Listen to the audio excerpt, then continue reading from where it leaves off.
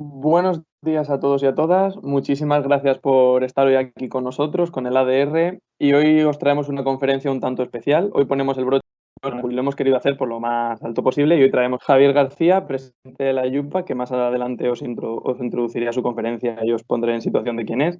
Pero antes de nada, quiero pasaros también con el delegado de la rectora, Manuel González, que nos quiere dedicar unas palabras por estos eventos que hemos estado montando. Todo tuyo.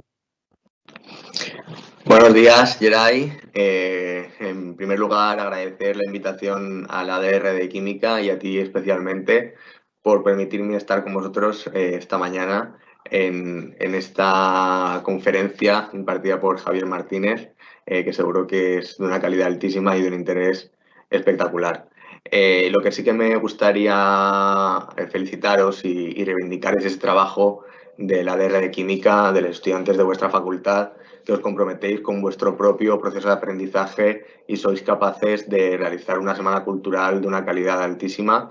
Hemos tenido ocasión de hablar en varias ocasiones y me consta que tenéis muchas ideas, no solo para la Facultad de Química, sino para toda la Universidad de Valencia, y sobre todo eso, ¿no? En un año que era más difícil organizarlo todo en cuanto a la pandemia, ¿no? Pues habéis tenido el coraje de adaptarlo todo a la modalidad online y no me extenderé mucho, ¿no? Simplemente pues eso, felicitaros por el trabajo que hacéis y agradecer vuestra invitación. Muchas gracias, Manuel. Entrando ya un poco más en la conferencia, hoy tenemos con nosotros, como bien he dicho antes, a Javier García, catedrático de Química Inorgánica y director del Laboratorio de Nanotecnología Molecular de la Universidad de Alicante, que dirige la Cátedra de Ciencia y Sociedad de la Fundación Rafael del Pino. También es presidente de la Academia Joven de España, patrono de la Fundación Gadea por la Ciencia y miembro del Consejo de Tecnologías Emergentes del Foro Económico Mundial. Por otra parte, es el presidente electo de la Unión Internacional de Química Pura y Aplicada, también conocida como la IUPAC, cofundador de la empresa Rive Technology, una startup que creó durante su estado postdoctoral en el Instituto de Tecnología de Massachusetts, y en 2019 en la multinacional Grace adquirió su empresa y hoy comercializa los nanomateriales en todo el mundo. La Sociedad de Química de Estados Unidos le concedió el premio al mejor emprendedor de Estados Unidos en nuestro sector, en la química, y en 2014 recibió el premio Rey Jaime I. Ahora en la conferencia, bajo el título del futuro de la profesión química, enseñanza para un tiempo nuevo, Javier nos hablará de cómo la industria química y la ciencia tal y como la conocemos ha ido evolucionando y por consecuente han ido apareciendo nuevas oportunidades. Nos mostrará todas esas nuevas oportunidades que tanto docentes como profesores podemos utilizar junto con la ayuda de la IUPAC y otras organizaciones para poder fomentar la seguridad, la sostenibilidad y el emprendimiento en la nueva generación de profesionales químicos. O sea que Javier, te cedo el relevo y te toca a ti. Ahora. Buenos días a todos. Muchísimas gracias, Geray, por la presentación y a la ADR de Químicas de la Universidad de Valencia por la oportunidad de compartir con vosotros algunas reflexiones sobre el futuro de la química y sobre todo de la educación en química. Quiero también aprovechar esta oportunidad para, en nombre de la Unión Internacional de Química Pura y Aplicada, dar la enhorabuena a la Facultad de Químicas de la Universidad de Valencia, que está celebrando sus 125 años de historia. Esto además, bueno, me recuerda que hace muy poquito tuve la oportunidad de visitar la magnífica exposición de la alquimia al método científico que se exponía hasta hace muy poquito en la biblioteca histórica de la Universidad de Valencia, y además lo pude ver con dos profesores de la facultad, Ignacio Nebot y Rosendo Pou, que me acompañaron y hicieron que esa visita fuera todavía más entretenida y que pude disfrutar tanto. Bueno, cuando Geray me invitó a dirigirme a todos vosotros, pensé que este era el momento adecuado para reflexionar con los estudiantes sobre cuál es el futuro de la profesión química. Creo que nuestra disciplina ha cambiado muchísimo, que hemos visto avances espectaculares en los últimos años y que nuestros alumnos no están siendo testigos de ello. Creo que el debate en los últimos meses ha sido sobre todo sobre si la educación de la química, la educación en general tenía que ser online o presencial. Ha sido sobre todo sobre las tecnologías, sobre las herramientas que utilizamos para la enseñanza y muy poquito sobre el qué y el cómo. En un momento en el que la química se ha transformado de una forma fundamental y que la desconexión entre lo que enseñamos y lo que necesita el profesional de química es cada vez mayor. Por eso me gustaría empezar con algunas reflexiones generales sobre cómo la química está cambiando, durante mi conferencia os voy a presentar algunos de los avances que yo creo que están definiendo este tiempo nuevo para la química y luego cómo podemos hacer que la enseñanza de nuestra profesión pues, esté más alineada con estos cambios. Este fue el tema del editorial que escribí para la American Chemical Society, que titulé The New Chemist, en el que precisamente hacía esta reflexión, ¿no? En un tiempo en el que ya hemos visto, y voy a empezar por esa parte, cómo las máquinas han sido capaces de superar a los científicos, a los químicos en concreto, a la hora de llevar a cabo reacciones químicas y, como veremos también, incluso de proponer programas experimentales, de diseñar un proceso experimental. Bueno, ¿cuál es el papel del profesional en el que cuando las máquinas están siendo y sobre todo van a ser capaces de llevar a cabo muchas de las tareas rutinarias que hacemos a día de hoy? Voy a empezar quizá con algo que os sorprenda y es cómo las máquinas ya han superado o por lo menos hecho grandes contribuciones en otras áreas del conocimiento. Voy a empezar con un proyecto que se llama The New Rembrandt, que fue un esfuerzo de varios científicos de datos que analizaron decenas de cuadros de Rembrandt, los fotografiaron con gran precisión, los digitalizaron para poder encontrar a través de inteligencia artificial patrones ocultos en los cuadros, no solamente las proporciones, el color, las texturas, sino también incluso la forma de la pincelada, la textura del cuadro, para poder proponer, diseñar un nuevo Rembrandt y además, gracias a la impresión 3D, fabricarlo. Es decir, imaginarlo y llevarlo a cabo. Y 347 años después de la muerte de Rembrandt, este es el Rembrandt que han producido, que han fabricado, que de alguna forma han pintado las máquinas para nosotros. Un Rembrandt que no se parece en concreto a ningún cuadro, pero que nos recuerda indudablemente a este autor, porque las máquinas han sido capaces de extraer aquellos patrones que hacen de un cuadro un Rembrandt, y cualquier persona familiarizada con este autor reconoce en este cuadro un Rembrandt que él nunca pintó. Esto es algo sorprendente. Podríamos pensar que, bueno, quizá en el área de la imagen es más fácil digitalizar y llegar a nuevas producciones. Quizá en la música sería más difícil. Voy a callarme un momento y voy a pediros que escuchéis con atención esta música.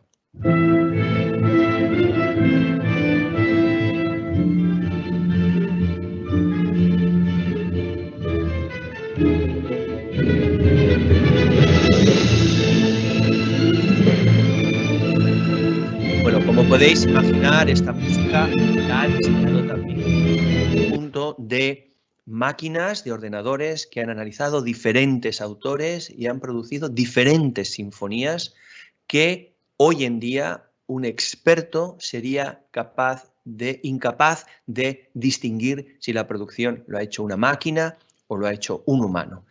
Este es lo que se conoce como el test de Turing, es decir, llevar a cabo una producción artificial, bien sea de un texto, de un libro, de un poema, de un cuadro o de una pieza musical, dárselo a un conjunto de personas y pedirle que distingan esas obras de arte producidas por las máquinas de aquellas que han sido realizadas por humanos.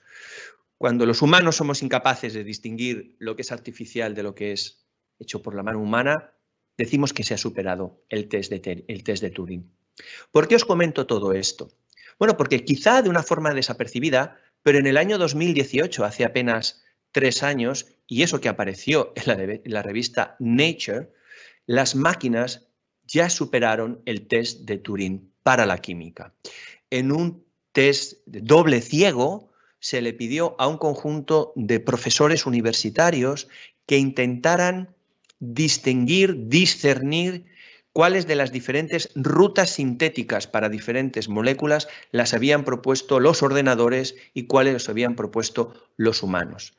De media, en este test de doble ciego, los profesores universitarios expertos en síntesis química eran incapaces de distinguir qué rutas sintéticas habían propuesto las máquinas y qué rutas sintéticas habían sido propuestas por expertos en síntesis orgánica. Además, se comprobó que las rutas que habían predicho las máquinas eran de hecho más eficientes, producían mejores resultados que las rutas sintéticas que habían sugerido los humanos. Este es un artículo que yo creo que va a ser seminal, que va a ser muy importante a la hora de definir el futuro de la química, y me gusta mucho traer aquí, porque me va a permitir desarrollar mi idea, lo que ellos proponen sobre el futuro, ¿no? El outlook, el futuro de este campo. Y ellos terminan diciendo, para equipar a las máquinas con los medios para que puedan aprender la rica historia de la química, imaginaros lo que están pensando los autores, que las máquinas aprendan la rica historia de la química será crucial para que nos ayuden a sintetizar, a desarrollar nueva química y con eso a resolver los grandes problemas de la humanidad. Es decir, lo que están haciendo los autores es invitarnos a que las máquinas lean artículos científicos, libros de texto, manuales de química, patentes y propongan una nueva química, propongan nuevas síntesis, nos ayuden a pensar y a concebir una química diferente. Y esto no es ciencia ficción. Desde el año que se produjo ese primer artículo seminal del test de Turing para la química, se han producido notables avances. Un año después, en 2019, también en Nature, un grupo de investigadores permitieron a las máquinas leer más de 10.000 artículos científicos para que encontraran patrones químicos de reactividad química entre los elementos. Es decir, les estaban pidiendo que nos propusieran una nueva tabla periódica. A la derecha está la tabla periódica bien conocida, a la que la IUPAC le dedica muchísimo tiempo, y a la izquierda, también muy colorida, la de las máquinas. Uno podría decir, bueno, no veo mucho, ¿no? Es como un enjambre de abejas. ¿Qué hay ahí? Bueno, ahí hay muchísimo. Fijaros, vamos a analizar la tabla periódica que nos proponen las máquinas. En primer lugar, fijaros, han encontrado que efectivamente los elementos del grupo 1 tienen una química muy similar, pero que hay uno que se escapa, que el francio igual no debería estar en ese grupo. Todos los demás tienen unas propiedades muy similares. De nuevo, sin hacer ningún experimento, solo leyendo artículos científicos.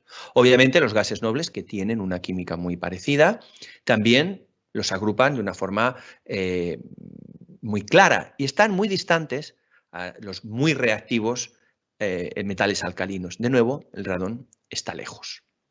Es muy interesante lo que pasa con el grupo 13, un grupo en el que nosotros en clase enseñamos que comparten propiedades. En realidad, tiene muy poco que ver las propiedades del boro con las del aluminio o con las del resto del grupo. Y veis cómo son capaces en estas máquinas de decirnos que hay propiedades muy diferentes en el grupo. Sin embargo, entre los semimetales, las máquinas han encontrado similaridades que nuestra tabla periódica no es capaz de representar. De nuevo, hay un elemento que parece alejado, un elemento del grupo 17, que sin embargo está muy lejos de este grupo de los semimetales. ¿Por qué? Porque en realidad todos estos elementos que aparecen dispersos por nuestra tabla periódica en realidad comparten una propiedad fundamental que nuestra tabla periódica no muestra, que obviamente es la radioactividad. No voy a decir, y mucho menos como presidente de la IUPAC, que tenemos que cambiar nuestra tabla periódica, pero sí que los ordenadores, simplemente leyendo artículos científicos, han sido capaces de poner de manifiesto propiedades de elementos y de recogerlos de una forma que presenta características que nuestra tabla periódica es incapaz de hacer. Pero los ordenadores pueden aprender mucho más. Les podemos hacer preguntas más interesantes, no solamente cómo ordenar los elementos, cómo generar una tabla periódica. Les podemos preguntar preguntas todavía más interesantes. ¿Cómo surgió la vida en el planeta? Fijaros la envergadura de lo que estoy hablando. Preguntarles a las máquinas por las preguntas más profundas. ¿Cómo ha surgido la vida en el planeta? ¿Cuál es el papel de la química en el origen de la vida? El año pasado, esta vez en Science, un grupo de investigadores polacos desarrolló métodos de aprendizaje máquina para partir de estas 6 moléculas que se encontraban en la Tierra antes de que surgiera la vida, bueno, pues con reacciones sencillas en diferentes generaciones, sido capaces de llegar a la síntesis de moléculas que son fundamentales para la vida tal y como lo conocemos. De hecho, han generado un programa, un software que se llama Alchemy, totalmente gratuito. Invito a cualquiera de vosotros que juegue con él y a partir de estas 6 moléculas construir todas las moléculas que forman parte hoy de los ladrillos de la vida. Y cómo este programa además ha podido identificar cuáles son las características de todas las moléculas que son posibles, cuáles aquellas que ha seleccionado la vida, bien sea porque tiene una polaridad adecuada, porque genera enlaces por puentes de hidrógeno, porque son solubles en agua,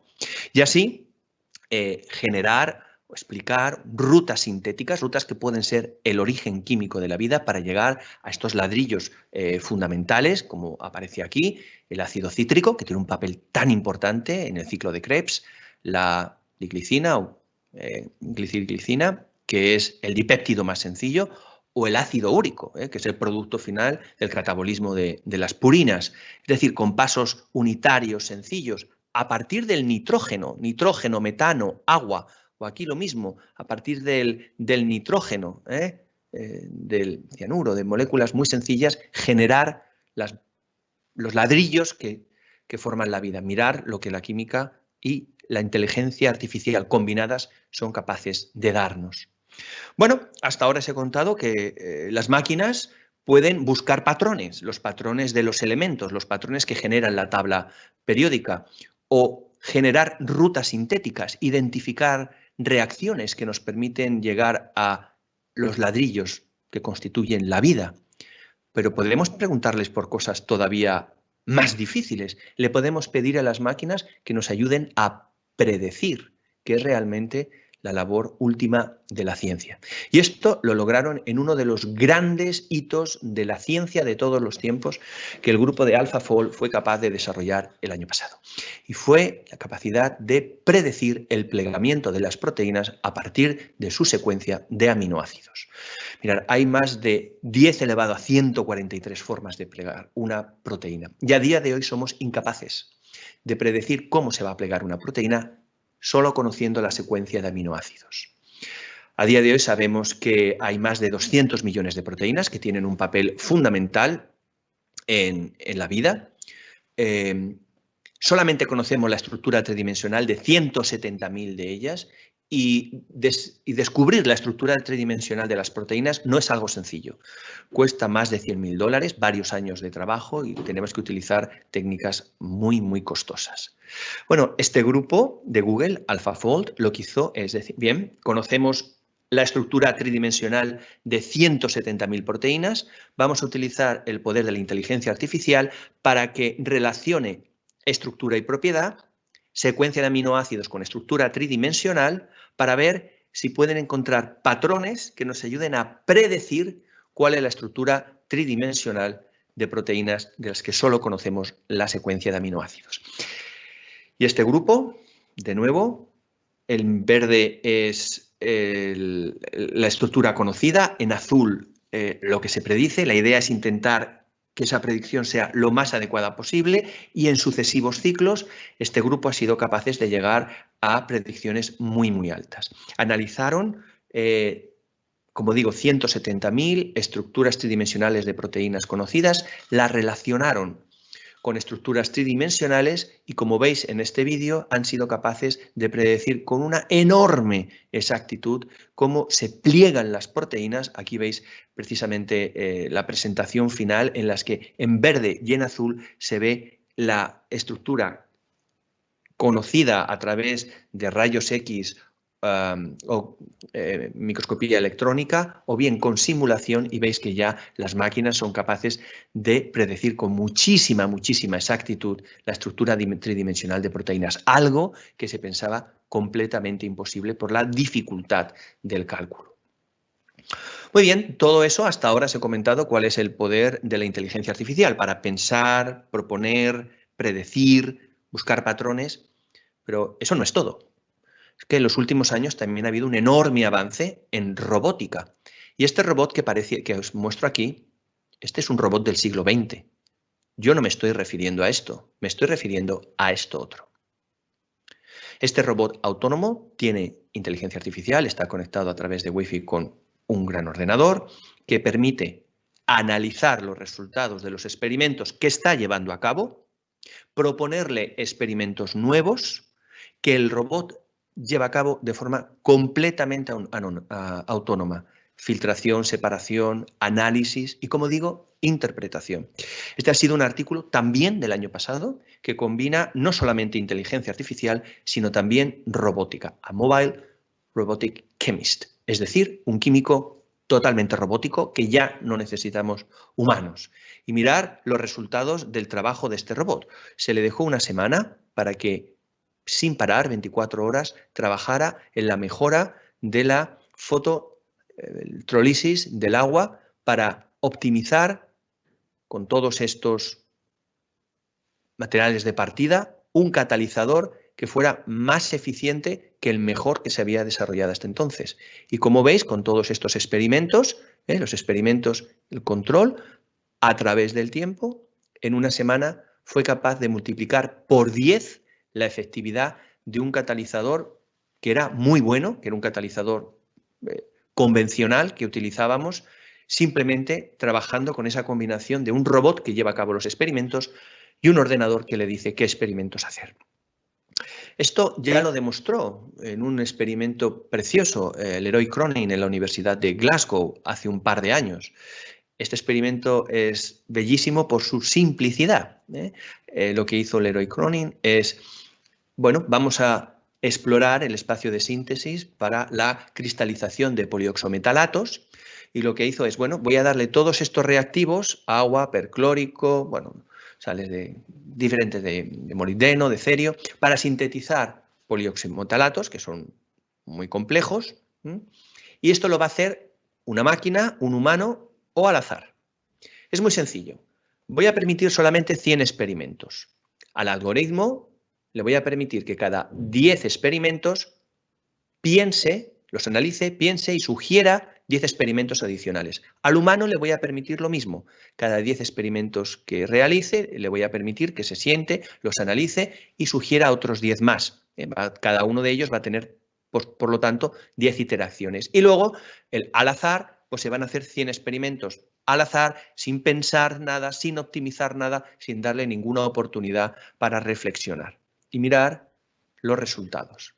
Los humanos somos muy malos a la hora de analizar y proponer experimentos, prácticamente igual de malos que el azar. Sin embargo, los ordenadores son muy eficientes a la hora de analizar en profundidad los resultados y de proponer aquellos que permiten explorar de una forma más eficiente el espacio de cristalización. Estos resultados nos están llevando a la conclusión clara de que los ordenadores y los robots van a jugar un papel fundamental en el futuro de la química. Entonces, y esta es la pregunta, ¿cuál es el papel del químico en el futuro? Bueno, en el futuro el químico no va a tener solo que pensar en cuál es el siguiente experimento, sino hacia dónde queremos que vaya la química, cómo la química puede contribuir a los grandes retos de la humanidad. Porque los ordenadores van a seguir aprendiendo. Lo que nosotros tenemos que hacer, lo que esto nos ofrece, aparte de una herramienta poderosísima, es también un instrumento para generar una química más sostenible, una química más eficiente, porque ahora vamos a tener un compañero muchísimo más poderoso.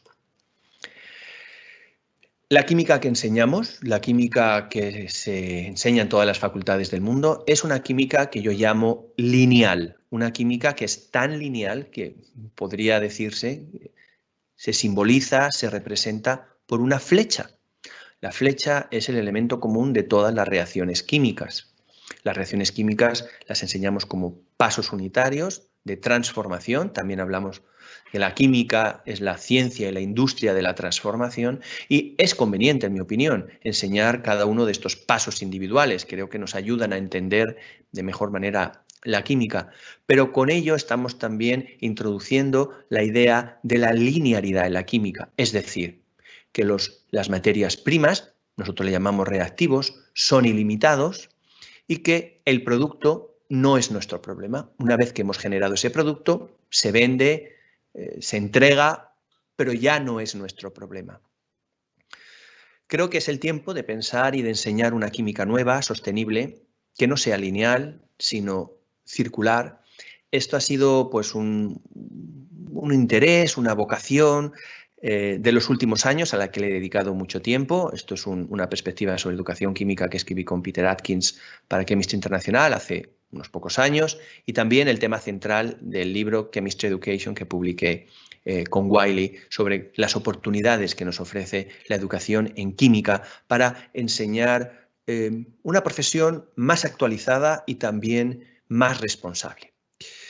Más en concreto, hace un par de semanas publiqué en Angewandte Chemie un editorial titulado precisamente Química 2030, un poco con la idea de la Agenda 2030, sugiriendo una química nueva para esta década que ahora comenzamos.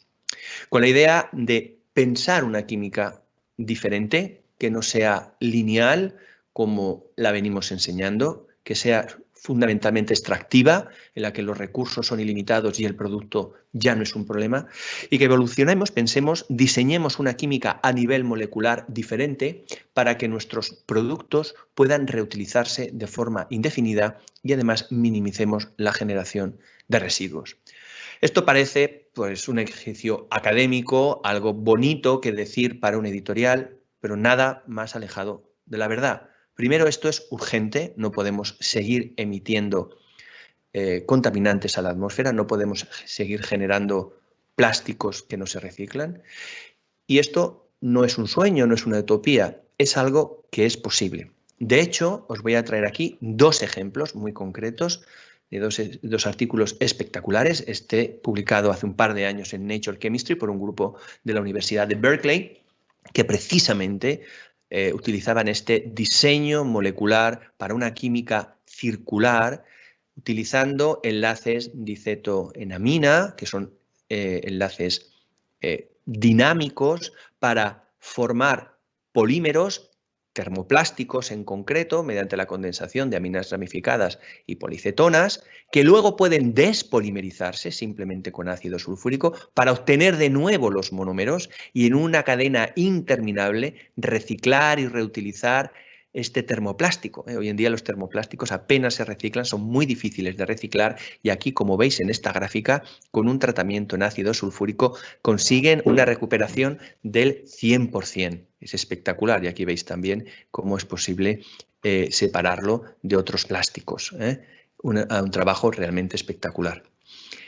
Este mismo año, y en la revista Nature, un grupo esta vez de la Universidad de Constanza han permitido lo que parecía imposible, reciclar el polietileno de alta densidad. Es una cadena larguísima que no tiene puntos de ruptura. Es muy difícil enfrentarse al reciclado del polietileno de alta densidad. Estos autores han desarrollado una idea realmente brillante, sencilla, que es introducir en las cadenas de polietileno de alta densidad puntos de ruptura.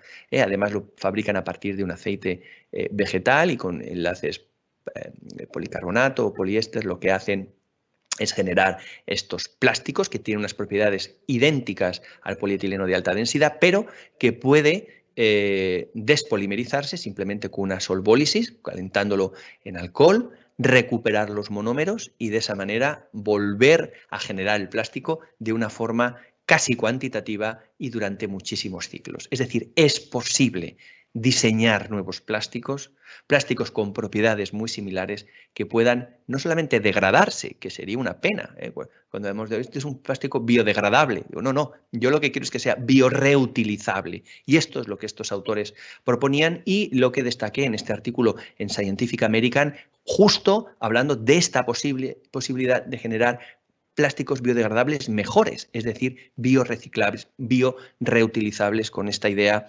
de los puntos de ruptura que nos permitan despolimerizar el plástico, recuperar los monómeros y fabricarlo de nuevo.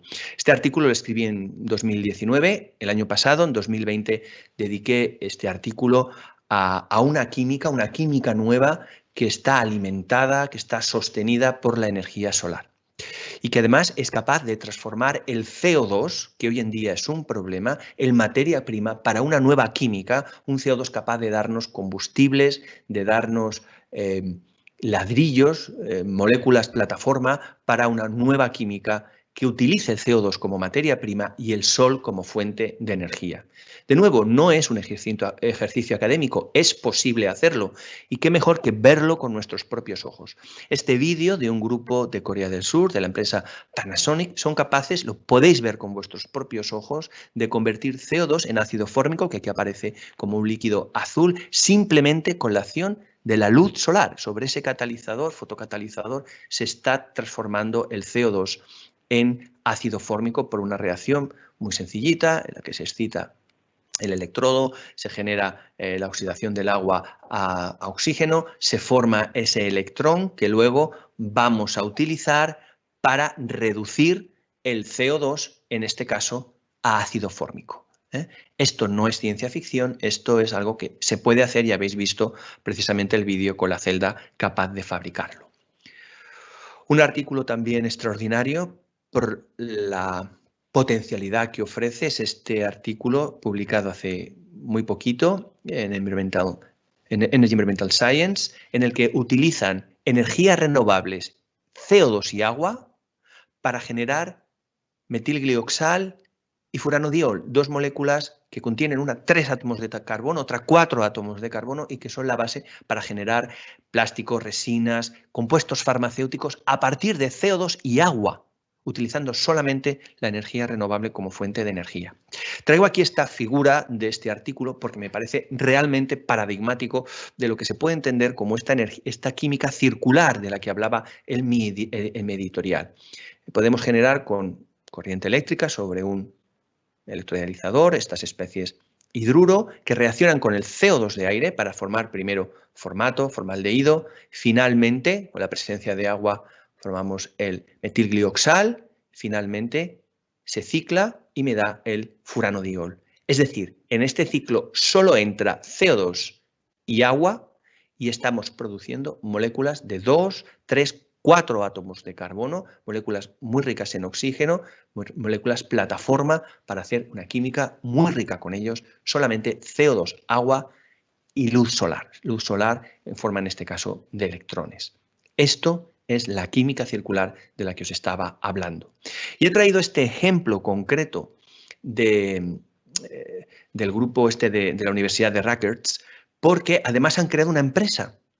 No solamente da buenos resultados en el laboratorio, sino que es que además lo han escalado y están produciendo y vendiendo estos compuestos, metilglioxal y furanodiol, que obtienen solamente de CO2 y agua, que han montado una empresa, una fábrica para producir y venderlo. Ya veis que los electrodos en este caso son fosfuros de nitrógeno.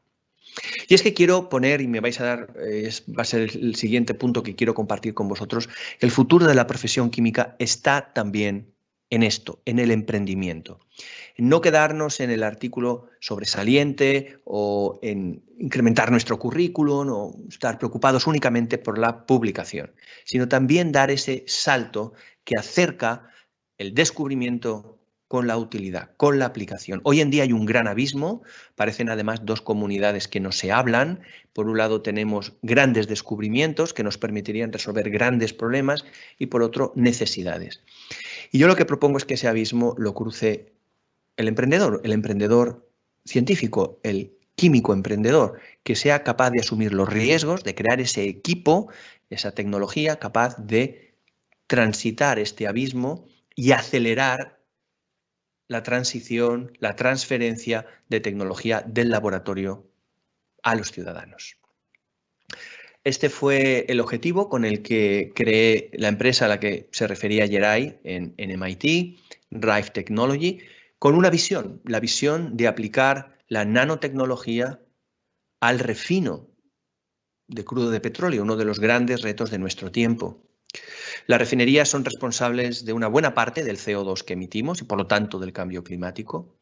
Y gracias a la introducción de nanotecnología, de la generación de mesoporos en los catalizadores que se usan en la refinería, son zeolitas, generar más y mejores combustibles, a la vez que se reduce significativamente la cantidad de coque que desactiva este catalizador, un coque que luego hay que quemar y que genera todo este CO2. Si todas las refinerías del mundo utilizaran nuestros catalizadores, nos ahorraríamos una cantidad increíble de CO2, más de 1 millón de toneladas de CO2 al año. Esto, de nuevo, no es ciencia ficción, esto ahora es una imagen real obtenida mediante tomografía de electrones y difracción de electrones rotacional, en el que se ve la estructura tridimensional de una zeolita y además esos mesoporos, esos canales que mostraba antes la película sobre los que puede viajar los hidrocarburos para generar mejores combustibles y menos CO2. Estas imágenes no me hacen sentir muy orgulloso, las comparto con vosotros para animaros y comentaros que cualquiera puede, que en realidad lo que más nos separa de montar una empresa y de comercializar nuestra tecnología son nuestros propios miedos. Esto es Rife Technology el primer día que nos pusimos a trabajar. Este es el laboratorio, por llamarlo de alguna manera, que contratamos. No teníamos nada de dinero, lo pagábamos con recursos propios, pero yo quería trabajar allí y sobre todo quería trabajar con este hombre, Marvin Johnson, este jubilado que veis ahí al lado mío, que puede parecer un hombre más de la calle. Bueno, pues este hombre tiene 250 patentes a su nombre, es uno de los grandes inventores en catálisis heterogénea. Estaba jubilado y quería trabajar conmigo, se ve que se aburría y decía, bueno, pues vamos a ver si este chaval tiene aquí algo que ofrecer. Y durante años trabajamos en estas condiciones para demostrar que habíamos conseguido unos catalizadores que podían tener un impacto muy importante en una de las industrias más conservadoras. Gracias a esos años de trabajo conseguimos muchos recursos. No es una tarea fácil introducir un nuevo catalizador en una refinería. Nos costó 100 millones de dólares y 10 años de esfuerzo, pero fuimos capaces de levantar toda una nueva empresa. Esto es nuestra planta piloto en la que éramos capaces de producir kilos de nuestro nuevo catalizador y gracias a nuestros socios, a nuestros partners, pues fuimos capaces de producir suficiente catalizador.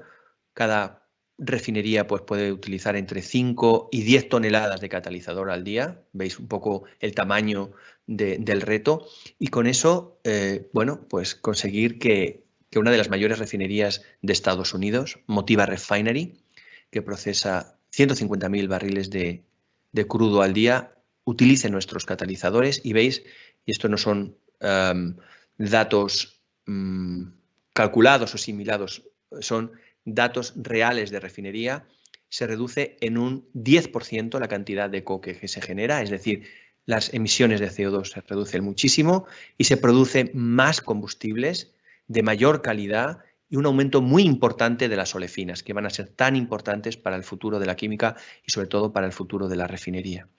Estos números no parecen muy significativos, un 2, un 6, un 10%. Bueno, eso traducido a dólares, que es un lenguaje que todos entendemos, son entre 20 y 50 millones de dólares de valor adicional que esta refinería obtiene gracias pues, a generar estos mesoporos, a utilizar la nanotecnología en los catalizadores de refino. Hace 2 años, y gracias a estos resultados, una de las multinacionales más importantes de la química, todo el mundo, W. Grace, adquirió nuestra empresa, Rife Technology, una de las mayores adquisiciones de ese año, y hoy en día nuestros catalizadores, los catalizadores que incorporan estas autopistas moleculares, pues se utilizan en refinerías de Estados Unidos, de Europa, de Asia y de Oriente Medio, ahorrando al medio ambiente miles y miles de toneladas de CO2. Voy a hacer una reflexión ahora quizá un poco más personal, las actividades en las que después de la venta de mi empresa me he enfocado y quiero destacar sobre todo una aquí, ¿no? Una que me hace muchísima ilusión, que se llama Celera. Celera es un programa de apoyo al talento en España que creé con el dinero que me dieron con el premio Rey Jaime I. Hablé con algunas empresas y fundaciones de nuestro país, con la Fundación Rafael del Pino, la Fundación Banco Sabadell, la Fundación Francisco Soria Melguizo. Pusimos nuestros propios recursos para regalar a estos chavales 3 años de formación en los que tienen acceso a recursos, los enviamos fuera de nuestro país, les damos acceso a una red de mentores y con ello lo que queremos es potenciar potenciar el talento más allá de los conocimientos y educar a través de los valores, de la educación a través de proyectos.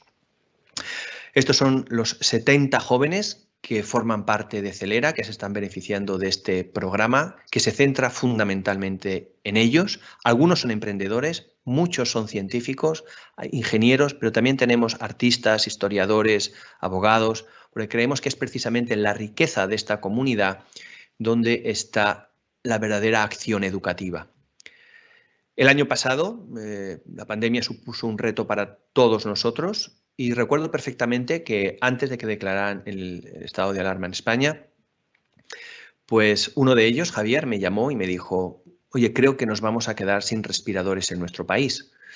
A mí me extrañó un poco lo que me decía, porque no me imaginaba que la cosa fuera a ser tan mala. Pero él tenía razón, la crisis nos impactó a todos a una velocidad desconocida.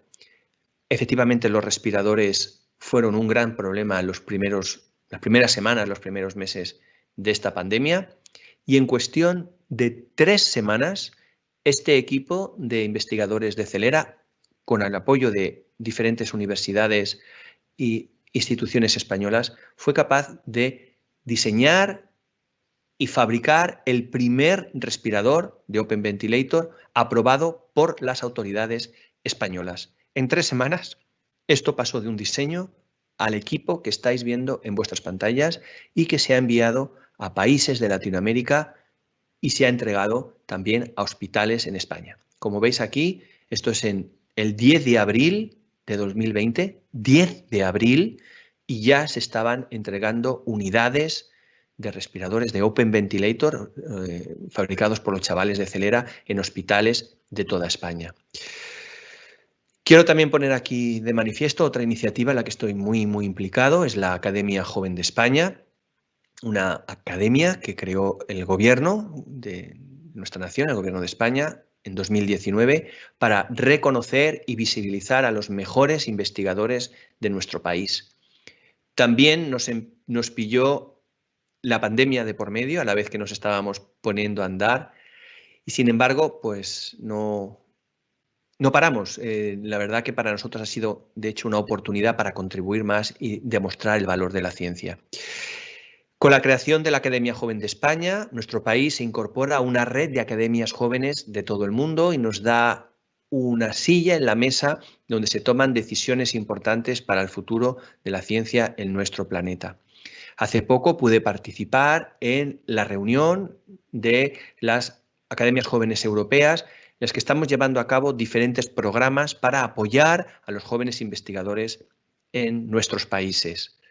Durante todos los meses de la pandemia, incluso ahora lo vamos a extender también en el año 2021 y 2022, estamos realizando una serie de webinars. El primero tuvo como título "Cómo la ciencia española está contribuyendo a la lucha contra la COVID-19", precisamente para poner de manifiesto cómo los españoles, cómo nuestros científicos están dando la batalla para acabar con esta enfermedad. También tenemos una serie dedicada a cómo financiar la investigación, porque sin duda es uno de los temas clave para los jóvenes investigadores, y toda esta información, todos estos webinars y mucho más está en nuestro canal de YouTube para que cualquier persona lo pueda consultar. Además, durante estos meses hemos emitido más de 100 informes al Ministerio de Ciencia e Innovación, informes sobre el estado de candidatos para vacuna, la respuesta sanitaria de nuestros países y también cuáles son las mejores alternativas para luchar contra la enfermedad. Como digo, no hemos parado.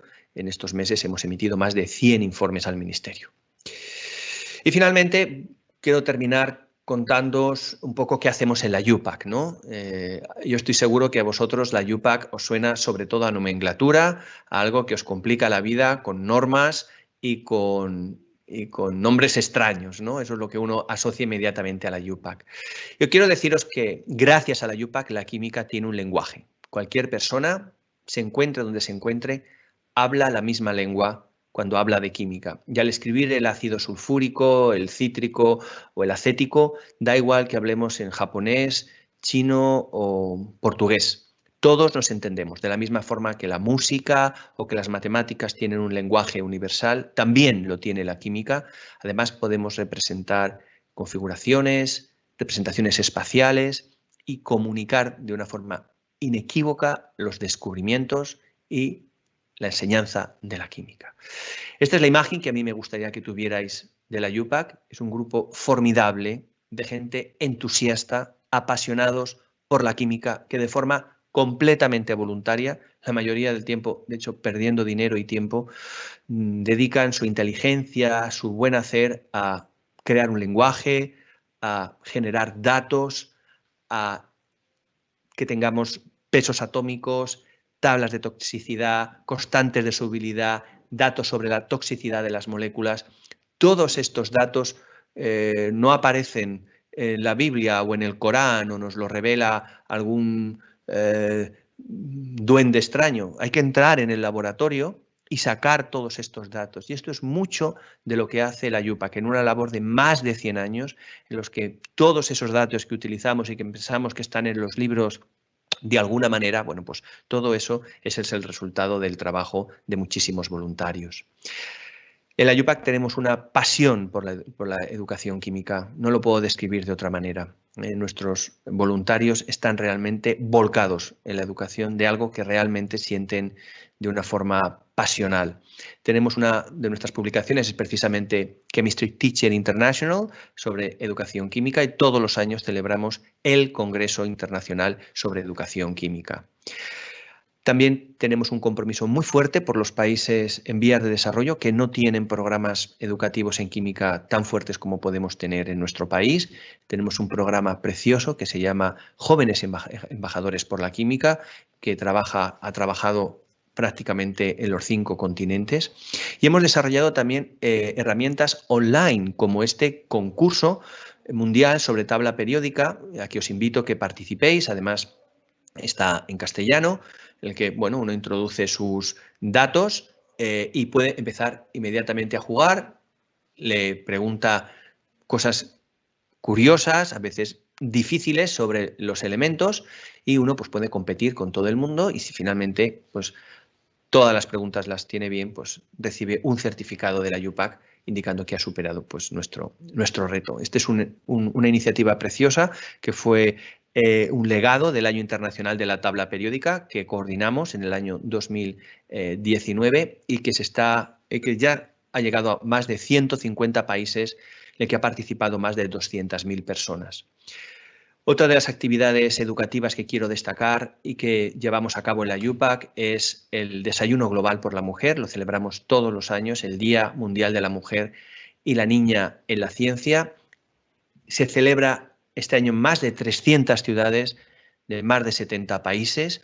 Es un desayuno, es un encuentro en el que hombres y mujeres que se dedican a la ciencia en general, pues comparten un momento de encuentro. Esto obviamente es prepandemia, este año lo hemos hecho solo virtual, para contar sus testimonios, cuáles han sido esos momentos en los que han sentido un techo de cristal, cuáles son las leyes, las regulaciones que les impiden desarrollarse como profesionales, compatibilizar la vida profesional con la laboral, y de verdad es una iniciativa muy inspiradora, a veces muy preocupante, porque sí, por ejemplo es en Brasil y tienen experiencias similares a las nuestras, pero este año han participado pues mujeres en Mosul, en Irak, o en Damasco, en Siria, o en Indonesia, o en Sudáfrica, en Ghana, muchísimas en Nigeria. La India ha sido el país que más actividad ha tenido, y desde luego somos muy conscientes, y estos testimonios nos ponen de manifiesto pues, cómo de diferente es la situación de la mujer en la ciencia alrededor del mundo. Y finalmente, ¿qué es lo que estamos haciendo en la química para acelerar la aplicación de la inteligencia artificial a nuestra disciplina? ¿Cómo podemos hacer que los ordenadores lean esos textos de los que hablaba al principio? ¿Cómo podemos hacer que las máquinas accedan a la rica historia de la química, como decían los autores de ese artículo de Nature? Y lo estamos haciendo creando un lenguaje nuevo, creando una nomenclatura para las máquinas. Se llama INCHI, International Chemical Identifier, y es una serie de letras símbolos y números que permiten a las máquinas de una forma inequívoca identificar a la molécula, su conectividad y su representación tridimensional. De esta manera se acelera muchísimo y se evitan errores a la hora de incorporar, digitalizar el conocimiento, los artículos científicos a las máquinas. Obviamente tenemos un compromiso también muy importante para reconocer a los jóvenes y como esta conferencia fundamentalmente es para los estudiantes de química, bueno, pues os recuerdo que la UPAC premia todos los años a los mejores estudiantes de doctorado en química con su premio UPAC Solvay, al mejor químico joven, un premio muy, muy prestigioso que tiene una buena dotación y que además pues, cubrimos todos los costes para que los ganadores puedan venir a nuestro Congreso Mundial de Química y el presidente, en este caso, Mark Sisa, esto fue hace un par de años, pues les dé el premio en persona. Bueno, y finalmente, para terminar, esta reflexión que hacía en Angewandte Chemie hace unas semanas termina también con una reflexión sobre la necesidad de enseñar la química de una manera nueva, de una manera que esté más alineada con los avances en la química que se han producido en los últimos años. Es sorprendente qué parecido es el libro de texto de química que yo enseño al libro de texto de química que yo aprendí, y ya ha pasado muchos años, más de los que me gustaría reconocer. Qué tarde llegan los avances de la química a los libros de texto, y también qué poco de sostenibilidad y de química circular hay todavía en nuestros libros de texto, que suelen ser todavía de una química muy, muy lineal. Habiendo dicho eso, y porque me dirijo fundamentalmente a los estudiantes, no quiero que os conforméis y que digáis, bueno, es que esta es la química que a mí me enseñan. Hoy en día hay numerosos recursos para aprender una química nueva, diferente. Este webinar, esta serie de conferencias que organiza la ADR es un buen ejemplo para no quedarnos con lo que nos dicen los libros de texto, para no quedarnos solo con la educación formal y darnos cuenta cuando uno es científico lo es durante toda su vida, y eso significa seguir aprendiendo siempre. Y con este espíritu, pues os quiero dejar invitándoos de nuevo a que hagáis las preguntas que consideréis oportuno y dándole las gracias a la ADR por la oportunidad de dirigirme a todos vosotros y la enhorabuena a la Facultad de Químicas de la Universidad de Valencia por su 125 aniversario. Muchísimas gracias. Muchas gracias por darnos esta conferencia. Paso a redactar las preguntas que nos han dado desde el chat. Son bastantes, la verdad. Empezamos por Juan Antonio Gabaldón. Nos pregunta si se debería fomentar la innovación en el grado de química o más como si fuera un máster. No, yo creo que tiene que fomentarse desde el principio, desde las etapas más tempranas. Si uno deja al máster la formación hacia la sostenibilidad o la innovación, lo estamos haciendo mal. Yo lo que hago en mis clases continuamente es introducir, cuando explico los aspectos más mundanos de la química, noticias o avances para poner como ejemplo que eso que están aprendiendo en los libros realmente está produciendo nuevas empresas, nuevos descubrimientos, nos está ayudando a resolver grandes problemas. Yo creo que hay que incorporar la innovación desde las etapas más tempranas, incluso yo diría también para los profesores de secundaria que nos estén escuchando, introducirlo desde la primera vez que se empiece a enseñar ciencia, bien sea química, física, biología, en el instituto, ¿no? Para que sean conscientes de que la innovación y que ellos pueden ser protagonistas de este tiempo, ¿no? Invitándoles a entrar en esta gran aventura de nuestro tiempo que es la ciencia. Claro. La siguiente pregunta que nos proporcionan es si se debería haber incluido ya en el currículum de la química materias como, por ejemplo, la Big Data o la inteligencia artificial. Yo creo que sí. Yo creo que es verdad que es muy reciente. Estos artículos que he comentado, lo habéis visto, son de hace 2 o 3 años, pero cada vez va a ser más importante. Yo haría esta reflexión. La mayoría de las plantas químicas están completamente digitalizadas. La mayoría de las plantas químicas tienen sensores o robots para llevar a cabo operaciones básicas. Sin embargo, ¿qué tipo de formación tienen nuestros estudiantes de química o incluso de ingeniería química sobre programación? ¿Cuántos de nuestros egresados son capaces de escribir código? ¿Cuántos saben de robótica? Es algo que van a utilizar en la planta y también cada vez más en el laboratorio de investigación. Yo no quiero decir con eso, y quiero ser muy claro, que hay que disminuir los contenidos en química tradicional. Yo creo que el químico del futuro va a necesitar todavía más y mejor formación en síntesis química, en retrosíntesis, química de coordinación, los aspectos fundamentales de la química, y que habrá otros aspectos que tenemos que ir incorporando. Si no durante los años de carrera dentro de las asignaturas troncales, sí durante las asignaturas complementarias, o también, lo decía al final de mi presentación, el alumno tiene que ser cada vez más responsable de su educación, y si él o ella perciben que no están recibiendo los contenidos y habilidades en su carrera, demandárselo a sus profesores. Si aún así no lo tienen, bueno, hoy en día el acceso a la información es lo más sencillo que tenemos. Formarse a través de la red o con cursos formales sobre aspectos que ellos consideran que son fundamentales. Otras de las... Nos han hecho una serie de preguntas, todas concernientes al mismo tema, que provoca cierto descontento y cierto miedo en el ámbito del científico de laboratorio, que se pueden resumir en que si está claro que todo este avance tecnológico nos ayudará muchísimo a mejorar nuestra eficiencia y velocidad en cuanto a la investigación, nos permitirá entrar en nuestros tiempos. Pero, ¿eso no implicaría una desaparición de la figura del químico en un laboratorio?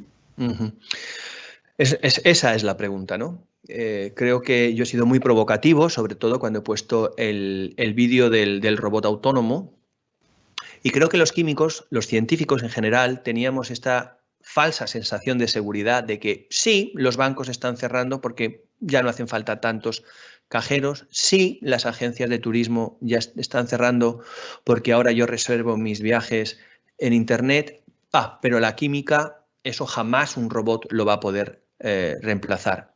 ¿Cómo va una máquina a sugerir una reacción química? ¿Cómo un ordenador va a analizar los datos? La química o la biología o la física es tan ciencia, es tan consustancial al ser humano que nunca vamos a poder ser reemplazados. Y estamos viendo que no es así. Por eso quería hacer esta presentación. Cuando Geray me invitó, yo era muy consciente de lo provocativo y lo mal que el profesional químico recibe estas noticias, porque nos damos cuenta que, igual que en otras profesiones, vamos a tener que cambiar o nos van a cambiar. Yo creo que es mejor ser conscientes de dónde está la frontera del conocimiento en inteligencia artificial y robótica aplicada a la química. Creo que va a ser fundamental cambiar la educación de nuestros profesionales hacia esta nueva realidad, pero yo no descarto que, como ha pasado en otros sectores, la aplicación de la inteligencia artificial y de la robótica a la química pues tenga un impacto muy importante sobre aspectos laborales, ¿no? No sé cuál es la respuesta, no sé si va a pasar, no sé si va a ser de la misma magnitud que puede ser, por ejemplo, la banca o los viajes, que son dos ejemplos que suelen ponerse, pero sin duda, aunque haya creado mucho desconcierto o nos sentamos incómodos, yo creo que es positivo que conozcamos cuál es la realidad, qué es lo que se puede hacer, porque las empresas sí que son conscientes, ¿no?, de estos avances y si no, pronto lo serán. Otra de las preguntas que nos han formulado es que cuando has mostrado la química de reutilización del CO2, se pregunta si se puede contrarrestar de este modo el ciclo de calentamiento global. Bueno, yo personalmente creo que no. Creo que allí hay un poquito de marketing por la siguiente razón. Obviamente utilizar CO2 como materia prima es una noticia excelente porque supone lo que se llama emisiones negativas, ¿cierto?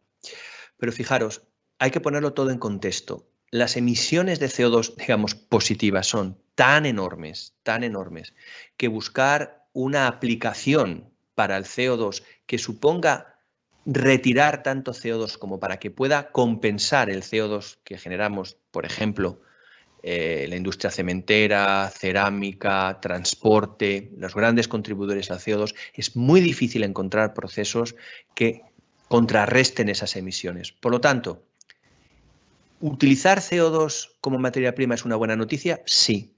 ¿Va a eliminar CO2 de la atmósfera? Sí, pero también tendremos que hacer esfuerzos para reducir las emisiones positivas, para transformar la industria del transporte, para calentar de forma diferente las grandes empresas pues, metalúrgica, cerámica, cementera, que tienen un impacto tan grande sobre el CO2, son tan enormes, los volúmenes son tan grandes que para mí, por lo menos para mí, es difícil imaginar una aplicación para el CO2 que sea capaz de contrarrestar emisiones tan enormes.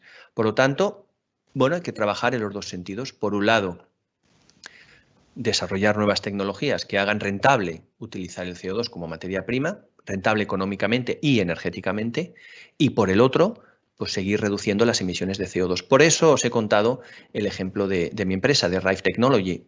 Las refinerías generan muchísimo CO2. Lo ideal sería no utilizar el crudo para generar combustibles, reemplazar las refinerías por procesos diferentes para el transporte, pero en el mientras tanto podemos utilizar catalizadores más eficientes que generen menos CO2. Habrá tecnologías de transición que son muy necesarias porque las necesitamos ya, mientras trabajamos en la investigación para desarrollar procesos eficientes económica y energéticamente para utilizar el CO2 como materia prima. Es claro. Otra de las dudas generalizadas que nos han transmitido se refiere más al personal docente. Una de ellas es cómo se pretende que los docentes introduzcamos estos conceptos, y la otra también referente a lo mismo es si se debería incidir más en la formación continua del profesorado para que estos sepan transmitir de mejor manera esta nueva visión de la química a los estudiantes que tú nos estás presentando. Que no podría estar más de acuerdo. Ese es el gran reto. Además, es un reto personal. Desde luego, la administración, la universidad tiene que poner los recursos y las oportunidades para que nos podamos seguir formando. Pero creo que es una responsabilidad también individual, de compromiso, para que nuestra educación, nuestros chavales, pues tengan los conocimientos más adecuados. Desde la Unión Internacional de Química Pura y Aplicada estamos muy comprometidos con precisamente el objeto de esta pregunta. Publicamos Chemistry Teacher International justo sobre esto, cómo introducir estos conceptos en la educación de una forma muy práctica. Tenemos también un congreso internacional sobre educación, el principal congreso de educación química de todo el mundo, que celebramos todos los años sobre este tema. Pero finalmente, y lo digo ya ahora como profesor de a pie, como un profesor más, consiste también en tener una cierta sensibilidad, y cuando uno explica el equilibrio químico o explica cinética, bueno, pues poner de manifiesto por qué la catálisis no solamente baja la energía de activación de una reacción, sino cómo eso nos puede ayudar a generar menos recursos, a consumir menos energía y siempre introducir conceptos con un valor, con una misión. Y esa misión, yo creo que para la química es muy clara, es la sostenibilidad del planeta y la mejora de nuestra calidad de vida como seres humanos, nuestra salud, nuestra esperanza de vida. Entonces yo creo que, bueno, primero hace falta esa formación continua, cada vez va a ser más importante. Nuestros centros educativos tienen que darnos esa oportunidad, la consejería, las universidades, los institutos, por supuesto, pero también cada uno de nosotros podemos formarnos. Hay recursos gratuitos para formarnos de enorme calidad.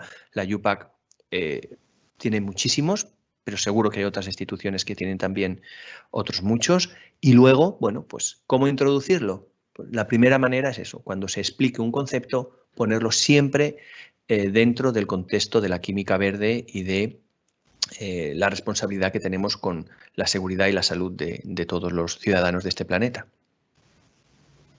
Está claro, la química verde acabará siendo el futuro de la química, al fin y al cabo.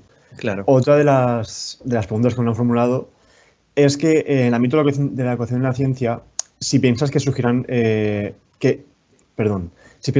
los cambios que hemos tenido que asumir a partir de que es coronavirus. Es decir, si la situación actual que hemos vivido en el coronavirus, ¿qué cambios surgirán a partir de ella? Muchísimos. Mirar, no lo he mencionado, por no hacer la charla muy larga, pero la industria química ha sufrido una transformación impresionante en los últimos meses. Dos hechos. En una semana el precio del isopropanol se multiplicó por 2, porque no había alcohol para los geles hidroalcohólicos.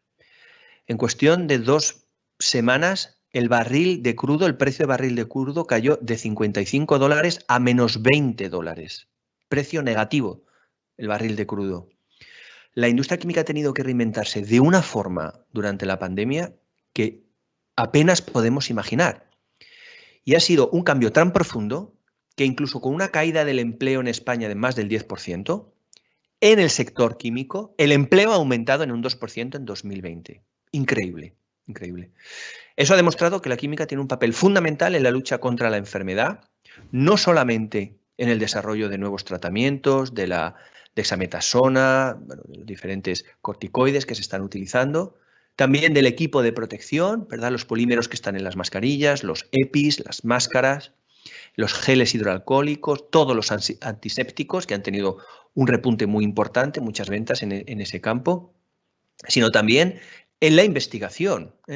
Estas nanopartículas que transportan el ARN mensajero, que es la base de las vacunas de Pfizer y de Moderna, estas nanopartículas de lípidos han sido objeto de investigación química durante la última década. Cuando nos ha hecho falta transportar ARN mensajero, teníamos una tecnología química de drug delivery porque muchos químicos habían trabajado sobre eso.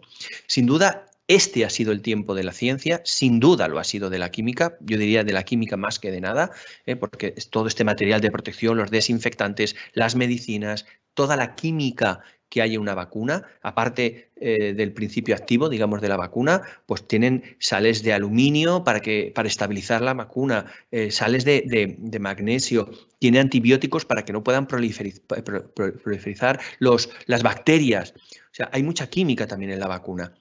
Este ha sido el gran tiempo de la química. ¿Cuál va a ser el futuro más allá? Yo lo pondría, yo lo que diría es que cuando hemos tenido una gran amenaza, coronavirus, la química ha estado ahí. Las otras gran amenazas que nos vengan, muchas no las sabemos, otras probablemente ya las vislumbramos. Cambio climático puede ser una, escasez de recursos, contaminación, producción por plásticos, todos estos grandes problemas, escasez de agua, escasez de alimentos, enfermedades emergentes, todos tienen una base en la química fundamental. Por eso en este editorial Química 2030 yo lo que hacía era repasar todos esos grandes retos de los objetivos de desarrollo sostenible y situar la química como solucionadora de problemas. Sin duda, esta pandemia ha tenido y va a tener un impacto sobre el futuro de la química, pero yo creo que más allá de la COVID son los grandes retos del Objetivo de Desarrollo Sostenible: agua, salud, clima, el futuro de la energía, enfermedades emergentes, nuevos fertilizantes. Todos estos grandes retos son los que, en mi opinión, les va a dar futuro a la química. Además, un futuro muy prometedor porque, como hemos visto este año, cuando hemos tenido una gran amenaza que ha destruido muchísimo empleo, desgraciadamente, en nuestro sector, de hecho, se han creado puestos de trabajo netos. Y ya pasamos a nuestra última pregunta, que viene de un oyente que le ha interesado el último tema que has tratado y interesaría saber qué hay que hacer para formar parte de esos embajadores de la química que has comentado al final. Muy bien, nada, pues me alegra muchísimo que me hagas esa pregunta. Entrar en nuestra página web, ayupac.org, y ahí puedes entrar en la parte de educación, en embajadores jóvenes de la química, un programa que se llama YAC, como el animal, YAC. Lo llevan desde el Comité de Educación Química de la UPAC. También os animo a todas las mujeres a presentaros al premio de mujeres químicas e ingenieras químicas, a los jóvenes que estéis haciendo el doctorado, al premio al mejor joven químico, que también celebramos todos los años. Si alguna persona que nos está oyendo quiere presentar un proyecto a la UPAC sobre nomenclatura, recomendaciones, medidas, datos, la UPAC tiene la convocatoria siempre abierta para que cualquier persona nos pueda presentar un proyecto que se evalúa por un comité de expertos, y si sale aprobado, damos financiación para que esa persona pueda llevar a cabo su proyecto. Si queréis publicar también artículos científicos, vuestra investigación, podéis hacerlo en el journal de la UPAC, Pure and Applied Chemistry, donde se publican todas las recomendaciones. Y si alguno de los que nos están escuchando piensa que ha descubierto un nuevo elemento químico, lo mismo, que nos lo envíe, porque es una de las cosas que hacemos. De hecho, estamos muy contentos porque en los últimos años se han aprobado 7 elementos de la tabla periódica cuando parecía que iba a ser muy difícil, y ya se está trabajando en la verificación de la síntesis de 2 nuevos elementos, el 119, que será un elemento del grupo 1, y el 120 del grupo 2. Muy pronto tendremos elementos para los que no tenemos hueco en la tabla periódica, los elementos del bloque G, para los que todavía no sabemos cómo vamos a construir la tabla periódica, que pone de manifiesto pues cómo la química, la ciencia, no tiene fronteras, y año tras año se siguen añadiendo nuevos elementos a la tabla periódica. Aquí tenemos el turno de preguntas. Solo me queda darte más sincera enhorabuena por la conferencia que has dado y las gracias de parte de todo estudiante que ha estado conectado. Creo que todos coincidimos en que ha sido una conferencia iluminadora al futuro de la química, que se sabe que va a ser tecnológico, pero no sabemos hasta qué punto, y gracias a esto hemos podido conocer más que ser unas ligeras pinceladas de cómo puede ser, y agradecer también a todas aquellas empresas que han ayudado a difundir todo esto, que son Quimacova, el Foro de Química y Sociedad, la Universidad de Alicante, la Universidad de Valencia, la Cátedra de Evolución Científica, el Colegio de Químicos e incluso la misma UPAC. Más, solo quiero agradecerte tu presencia aquí. Estamos todos los estudiantes muy agradecidos con tu presencia. Y hasta ahí reiterarme lo dicho. Muchas gracias. Le doy paso a Rafa, que va a hablar en nombre del equipo de canal. Simplemente disculpar a la decana de la Facultad de Química porque, como ya habíamos hablado antes, tiene en este momento un tribunal de tesis doctoral que le coincide en el tiempo y era una cosa ya programada desde hace mucho tiempo, insoslayable. Por parte del equipo de canal, darte las gracias por esta magnífica conferencia, pero sobre todo por lo que, no por lo que nos has explicado, no por lo que nos has contado, sino por todo lo que nos va a hacer pensar lo que nos has contado, tanto desde el punto de vista de la formación de nuestros estudiantes como de la propia profesión del educador y de la misión del educador o del profesor de química para el presente y para el futuro. Evidentemente, esta conferencia la utilizaremos como material docente. Esta conferencia queremos utilizarla como material docente. Va a ser una ventana al futuro para nuestros estudiantes, va a ser una ventana a los nuevos modos de entender la química en las facultades. La Facultad de Químicas cumple 125 años dentro de una universidad que tiene más de 500 años de existencia, es decir, tenemos unas inercias muy grandes. El sistema educativo en España no es especialmente flexible, no es especialmente lábil para incorporar nuevos contenidos, incorporar nuevas formas de acción, pero yo soy de la opinión y creo que escuchando tu conferencia me parece que es una necesidad imperiosa. Soy de la opinión de que tenemos que hacer un enorme esfuerzo por formar a los profesores para poder formar a los estudiantes en esta nueva realidad de la química. Y ese ha sido para mí el gran descubrimiento que he hecho. Bueno, ya pensaba de esa manera, pero tu conferencia me lo ha reafirmado y me ha puesto de manifiesto que esa es una misión fundamental de las facultades de química que queramos permanecer como facultades de química en el futuro. Muchas gracias, Javier, por tu magnífica conferencia. Bueno, simplemente, Rafa, Yeray, a todos vosotros, muchísimas gracias por la oportunidad. La verdad es que me he metido en camisa de 11 varas. Podía haber dado una charla mucho más cómoda, más fácil, pero pensaba que era interesante pues, poner algo más provocador, como dices muy bien, que nos haga pensar a todos.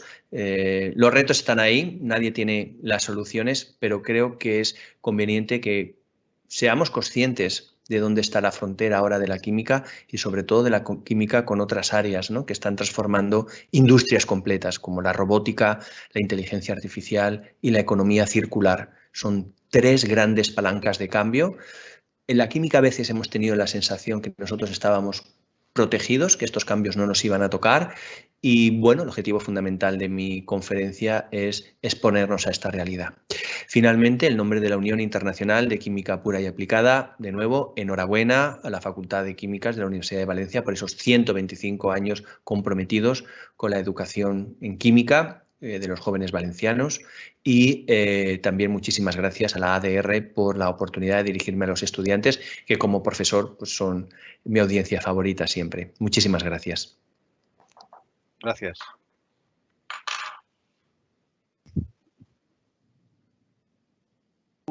Muchas gracias a todos, y con esto podemos dar por finalizada la conferencia. Espero que, como a todos, os haya parecido sorprendente y hayáis aprendido un montón. Se ha visto ya reflejado en todas las preguntas que hemos recibido. Muchísimas gracias, Javier, por haber aceptado nuestra invitación, y espero que no sea ni la primera ni la última vez que tengamos en una conferencia nuestra. Claro que sí, cuenta con eso, Yeray. Gracias.